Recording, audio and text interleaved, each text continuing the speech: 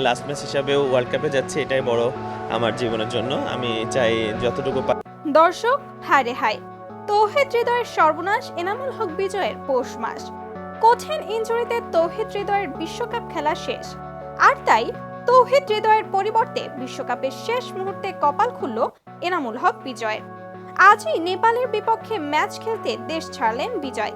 দর্শক, বিস্তারিত জানুন পুরো প্রতিবেদনে।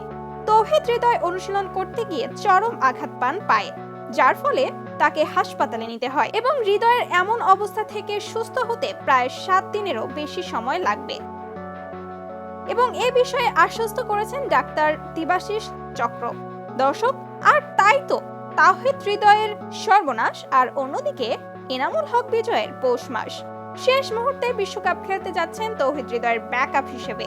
তো দর্শক, আপনাদের কি মতামত? তৌহিদ হৃদয়ের জায়গায় এনামুল হক বিজয় কি তার অভাব পূরণ করতে পারবে? কি মনে হয় আপনাদের? তা জানিয়ে দিবেন ভিডিওর কমেন্ট বক্সে। ধন্যবাদ।